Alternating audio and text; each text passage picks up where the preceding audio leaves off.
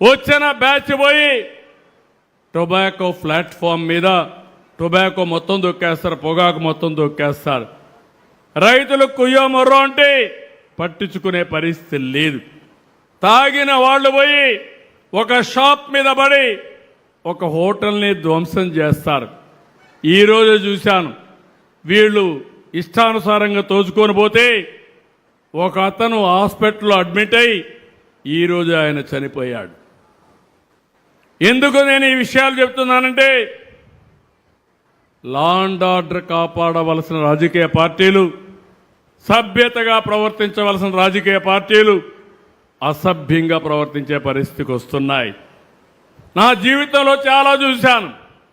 నేను ఎప్పుడున్నా సరే రాష్ట్రంలో లా అండ్ ఆర్డర్ ఉండాలి, అవునా కాదా అని మిమ్మల్ని అడుగుతున్నా. 1924 ఈ రాష్ట్రం లా అండ్ ఆర్డర్ ఉందా అని మిమ్మల్ని అడుగుతున్నా. ఈరోజు మీరు ఆనందంగా ఉన్నారా లేదా అని అడుగుతున్నా. ఉన్నారంటే గట్టిగా చేతులు చప్పట్లు కొట్టి హర్షాన్ని ఆమోదం తెలియజేయండి. ఆ రోజు ఎప్పుడు పోలీసులు వస్తారో, ఎప్పుడు మన ఇంటి మీద రౌడీలు పడతారో, ఎప్పుడు మన ఆస్తులు కబ్జా చేస్తారో తెలియని పరిస్థితి. ఈరోజు ధైర్యంగా మాట్లాడమే కాకుండా ఎదుర్కొనే పరిస్థితికి వచ్చారు. ఇలాంటివన్నీ నేను చూస్తే చాలా బాధేస్తుంది. నేను తీవ్రవాదులను చూసా. నేను ఆ రోజు వాళ్ళకు కూడా చెప్పా, మీరు చేసేది తప్పని చెప్పాను. తప్పని చెప్తే నా మాట వినే పరిస్థితి లేకపోతే ముఖ్యమంత్రిగా లా అండ్ ఆర్డర్ కోసం కఠినంగా ప్రవర్తించాను.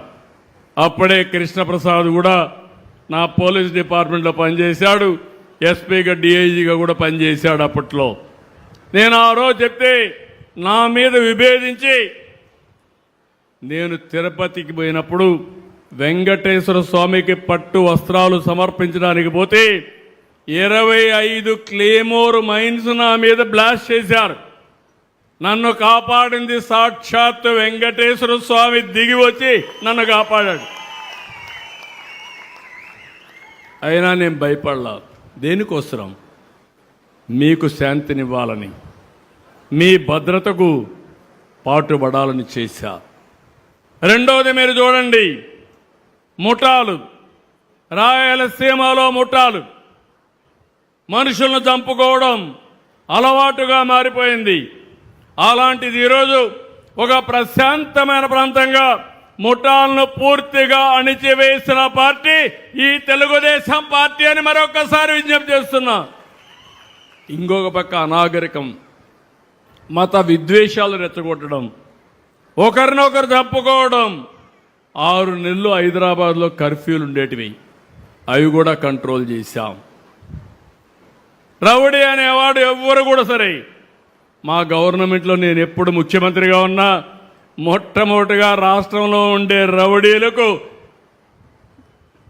వెన్నెముకలో భయపడే పరిస్థితి వస్తుంది, వణుకు పుట్టే పరిస్థితి వస్తుంది. అది చేశాం. ఇప్పుడు నాకు వచ్చిన సమస్య మీరు చెప్పాలి. మీకు మళ్ళీ మళ్ళీ కోరుతున్నా, ఇలాంటి ఎక్కడికి పోతే గొడ్డలి పార్టీ అధినేత బయటకు వస్తే అరాచకం, విధ్వంసమే. ఎవరో ఒకరు చనిపోవాలి. అది వాళ్ళ మనిషి వచ్చేవాడు కావచ్చు, రోడ్డు మీద ఉండేవాళ్ళు కావచ్చు. ఇలాంటి అరాచకాలు జరిగినప్పుడు పోలీసు వ్యవస్థకు కూడా మీరు బలం ఇవ్వాలి. పోలీసులు ఆలోచిస్తూ ఉంటారు, రాజకీయ నాయకులు కాబట్టి నేరాలు ఘోరాలు చేసినా మనం ఏం చేయలేమనే పరిస్థితికి వస్తున్నారు. అలాంటప్పుడు మీలో ఒక చైతన్యం రావాలి. వాస్తవాన్ని వాస్తవంగా చెప్పాలి, తప్పును ఖండించాలి. మీరు తప్పును ఖండించకపోతే రైట్ చేసే వారికి బలం రాదని చెప్పి కూడా నేను మీకు తెలియజేస్తున్నా. లా అండ్ ఆర్డర్ సరిగా లేకపోతే మీకు భద్రత ఉండదు. ఇంకో పక్క ఆడబిడ్డలు స్వేచ్ఛగా తిరగలేరు, ఇంకో పక్క పెట్టుబడులు రావు, రౌడీజం పెరిగిపోతుంది. దీనివల్ల సమాజంలో చాలా సమస్యలు వస్తాయి. నాగరిక ప్రపంచంలో అన్నింటికంటే ముఖ్యం శాంతి భద్రతలని చెప్పి కూడా నేను మీకు తెలియజేస్తున్నా.